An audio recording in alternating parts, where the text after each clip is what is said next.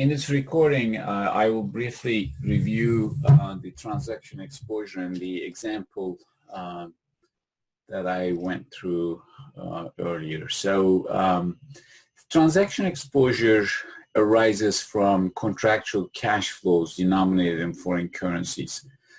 In this case, the amount of future cash flows from contracted transactions that can be affected by the exchange rate fluctuations referred to as the transaction exposure. So what is really the transaction exposure is the amount of future cash flows denominated in foreign currencies. In this context, accounts receivables, accounts payables, scheduled interest and principal payments in foreign currencies are typical examples of transaction exposure. So anything that is contracted and we can with reasonable certainty figure out the timing of the cash flow and the amounts involved, we're talking about transaction exposure. So let's go through an example and illustrate the concept and how we can deal with the risk that is emerging from transaction exposure. So in this particular example, a U.S. company imports an equipment from Germany, and the company is billed for 10 million euros for the equipment. So the amount is due in 2 months, assuming that this is the only foreign currency denominated transaction that the company has. Company's transaction exposure is 10 million euros. So exactly fits the definition. We said this is risk originating or emanating from a foreign currency denominated contracted cash flows. In this particular case, it is a liability, a payable, and the amount is 10 million euros. So the company's exposure is 10 million euros, and any change in the dollar-euro rate is going to affect the dollar value of this liability. So obviously, in this particular case, the concern is an increase in the dollar value of this liability. So this could be managed in a number of ways. The most commonly used and simple method of dealing with this type of exposure is to get into a forward contract. We could lock into a exchange rate today, where we can actually acquire euros sometime in the future and make our payments.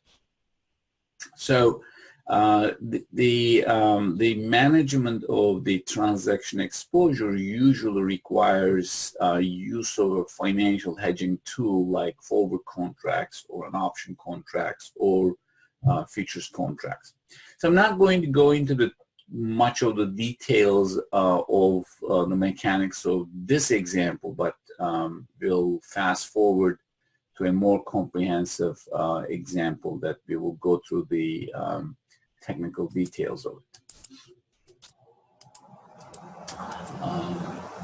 So the example that I would like to review is Ganado Manufacturing.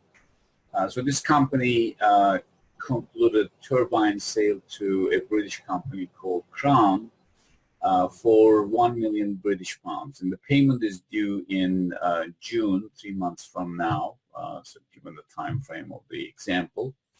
The company earns the minimum acceptable margin if it can clear $1.7 million out of this 1 million pound sale. So any amount below this would imply that Ganado will not be able to meet its margin requirements or profit margin requirements. As a result, it would be losing money. So we will have to make an arrangement so that the company securely gets an amount that is at the minimum 1.7 million or above. So let's look at the parameters at the time of this transaction. When this sale was generated, the spot rate was 1.7640, meaning that if this rate prevailed, The deal could be completed with some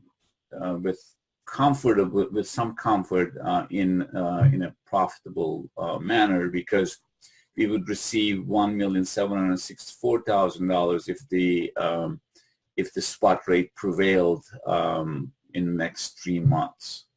However, this is a big if, because exchange rates fluctuate wildly, and there's a good chance that we may not be able to attain this rate in 3 months. So if we generate the sale and sit back and wait 3 months and then receive £1 million and go to the market to convert it into US dollars, you might be very frustrated, because at that time the exchange rate might be very different than 1.76. So with that prospect, we would like to do something that would give a comfortable margin to the firm. And here are a few examples that the company can accomplish this. There is a 3-month forward contract that the company actually can sell its British pound receivables at 1.7540. There is a over-the-counter put option where the company actually gets into a contract or buys a contract that gives the company the right to sell its pounds at a rate of 175, but this has a price tag. It costs about 1.5% of the £1 million. That means £50 million premium will have to be paid in order to get into this contract. So the beauty of the put option, though, is it protects the company at the downside, meaning that if the spot rate turns out to be anything below 1.75, the company can exercise the option and sell its pounds at a rate of 1.75. So there is a minimum that the company can clear from a put option hedge. If the spot rate turns out to be upside somewhere around 178, 1.79, even 1.80, that is, it turns out that the dollar is depreciating, the company actually can go ahead and forget about the option, sell its pounds in the spot market, and clear a much larger amount. So again, the beauty of the option is that it allows you to participate on the upside, but it protects you at the downside. That is, there is a minimum that you can guarantee that you're going to get out of this deal, of course, at a price. So in this particular case, in order to be able to sell your pounds at 1.75 at a guaranteed 1.75, you'll have to pay 15,000 pounds of premium. There is another option that is a little bit cheaper. For the put options, as we pull down the strike price, the option gets cheaper. In this case, for instance, if we enter into a put option contract at exercise price 171, we are able to bring down the cost to about 10,000 pounds, which is better, but we need to evaluate if this is really an alternative that we would like to take. Some additional information in here. Ganado expects the June spot price is going to be around 1.76. But this is just an expectation, and also the company's cost of capital is 12%. Now, there is some additional information in here. The British and U.S. interest rates, as you've seen here, bid and offer rates are given. So the bid rate, 8% in pounds, is the rate that we would earn if we deposited money in a bank, and 10% is the cost that we would incur if we were borrowing in pounds. Similarly, if we borrow in US dollars, we would pay 8% annualized interest, and if we have dollars, we would be able to deposit and earn 6% out of our dollar deposits. So with all of this information, we will evaluate whether the company should go for a forward contract, an option contract, and a third option, which is third alternative, which is a money market hedge. So that's why actually we have these interest rates that are given to see if money market hedge could be any more advantageous than forwards or options.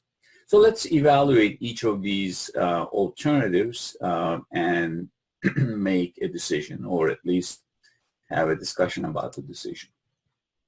So if you lay out the alternatives in here, the first option alternatively obviously is to do nothing. That is, you can remain unhedged and wait 3 months. As we discussed earlier, we could just go to the spot market, sell our pounds at the spot market. Whatever we get, that is it.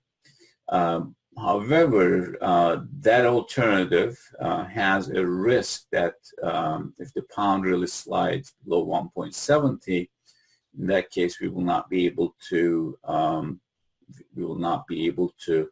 clear the minimum that we are required to clear, which is 1.7 million. We could hedge it in a forward market. We could hedge it by using money market hedge, and we could utilize options. So we will evaluate each of these in turn and see which one is more advantageous. So I'll skip the remain unhedged because, as we mentioned, there's always a risk that we might fall below $1.7 million with this alternative. So as you've seen here, what we clear really depends on the spot price, and if the spot price turns out to be below 170, the amount that we will clear is going to be less than $1,700,000. If you use a forward contract, we will be able to lock into the rate of 1.7540, and in 3 months, in June, we will deliver 1 million, and in exchange we will receive $1,754,000. This is a pretty good deal. It allows us just to achieve our objective of clearing about 1.7 million.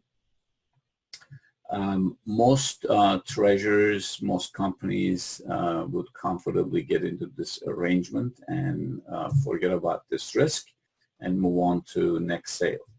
So that's obviously an option, but we will consider other alternatives that we have, and let's move on to those alternatives. So here is a graphical presentation of what really forward contract will do for us. It will lock us into this red line, that is, regardless what the spot rate is, we will clear 1,754,000 in the case of a forward contract.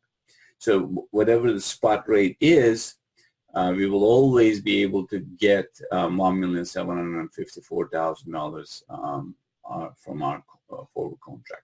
Now, the only worry in this particular case is that if the spot rate really gets rich, that is, if it turns out to be, let's say, 1.80 or so, in that case, from the sale, we should be able to generate about 1.8 million in the spot market, but since we are in the forward contract, we will not be able to capitalize on that spot advantage. So as you've seen here, this blue line shows the spot options, and the red line is the forward option, and at high rate there's actually a gap. As you see, forward will remain below the spot rate, so we will incur what we might call a hedging loss, or let's say the differential. Obviously, there's a pretty wide range where the forward hedge will be profitable, so we will actually have hedging gains because forward contract is going to deliver a better value than the spot. So this, again, the wedge between the red line and blue line shows our hedging gains. In this zone where the spot goes below about 175, actually maybe further, we have a futures, a forward gain from the deal. So one of the closest alternatives to forward is a money market hedge. A money market hedge is in some ways a homemade forward contract. So the company itself actually fabricates a forward contract with a string of transactions in money markets. So how Ganado itself actually construct a forward contract for itself? What it does is that it would borrow the present value of the British pound cash flows, meaning that whatever the present value of 1 million pounds is, we are going to borrow that amount, convert the British pounds into US dollars at the spot rate, and then we will invest US dollars for a 3 months period to get a certain amount. So what this practically does is that right now it creates a liability that is going to worth about 1 million pounds in 3 months, so that when we receive the payment from the British company, we can cover our liability. So there's going to be a wash at that point, meaning that we have $1 million in 3 months. We're going to have a 1 million pounds liability, and we're going to receive a 1 million pound payment. So they're going to cancel each other out. In the process, we borrowed a certain amount of British pound and then converted into US dollars and invested in 3 months. At the end of that 3 months, we are going to have a certain amount of US dollars. That is actually the exactly forward equivalent. That is the amount of dollars that we are going to secure from this transaction. So since it is a guaranteed account, it is very much comparable, or guaranteed amount, very much comparable to forward contract. Let's see the figures to illustrate the concept. So how much pound we are going to borrow? That's the question. So in order to figure that out, we need to find out how much we can earn, or how much it would cost us to borrow British pounds. So if we look at the pound borrowing rate from this initial contract, that initial data that we had, so it will cost us 10% to borrow in British pounds. This means that if we borrow an X amount today, we will have to pay 10% interest on it over a 3-month period. So we want that amount to be equal to 1 million pounds. So with that, I mean, if you could just set up, let's write it down very quickly in here. So what we want is an X amount, let's say X amounts of pounds will be borrowed. If you borrow X amount of pounds, we're going to pay 1 plus 0.1 times, in this case, for 90 days, assuming a 360-day year, we want this amount to be equal to 1 million.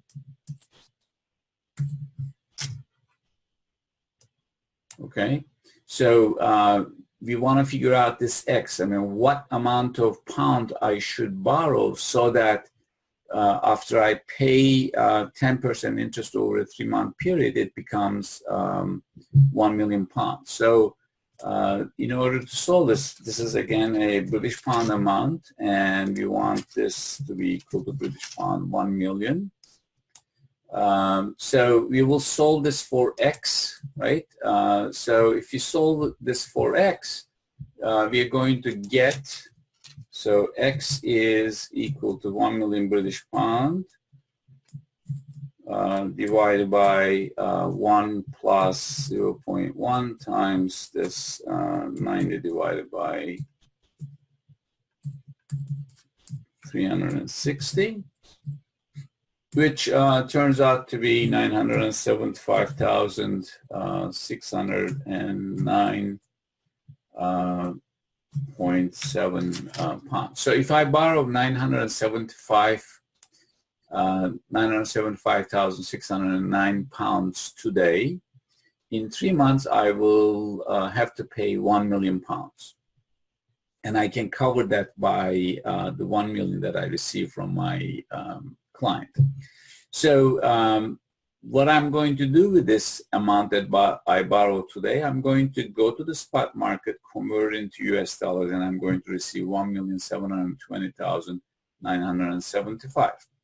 Now, I have the opportunity to invest, roll this over a 3-month period at 6% interest. So this is the interest that I would earn if I deposit my dollars. So for 90-day period, if I invest this 1,729,975, it grows into 1,746,790. So this is the amount that I'm going to clear out of this set of transactions. So this is essentially the guaranteed amount that I'm going to receive in exchange for my 1 million British pound receivable. Okay. So I compare this amount with the forward rate. Obviously, forward rate offers a better deal, so there's no point of getting into these transactions since forward offers a better deal. So forward beats the money market hedge.